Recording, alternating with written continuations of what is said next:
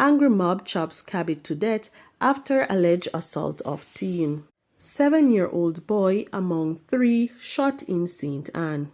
Firearm ammo seized during Gold Street operation. Please remember to subscribe, like, share, comment, and don't forget to hit that notification bell so you can always be updated with the latest news. Now for the news in details. An enraged crowd fatally attacked a taxi driver after he was accused of sexually assaulting a teenage girl in Jacks River, St. Mary.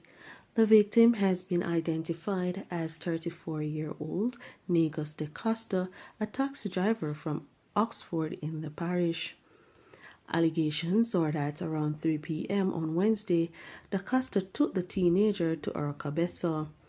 However, upon arriving at Aracabessa Square, he reportedly changed his route and drove the girl to James Bond Beach, where he stopped and allegedly assaulted the teen. The incident caught the attention of nearby residents who chased da Costa and eventually caught him near a playground. He was struck in the back of his head and later succumbed to his injuries. The teenager was taken to hospital for medical examination. A 7-year-old boy was among 3 people shot in an attack in St. Anne on Wednesday night. One of the victims later died of his injuries. He is 22-year-old Akeem Webb, otherwise called Bookie. It is reported that about 9 p.m., a group of people were playing dominoes at a shop in the community of Pink Lane in Lewis District, St. Anne's Bay, when the power went out. Shortly after, a man wearing hoodie walked up and fired several shots in the direction of the gathering. The boy and 2 of the victims, including a 19-year-old, were shot. The child was shot in the thigh, while the other 2 victims were shot in the head.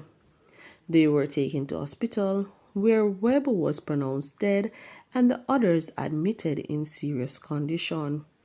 The police are trying to establish a motive for the shooting. 1 firearm and 4 rounds of ammunition were seized along Golden Street in Kingston on Wednesday, August 6.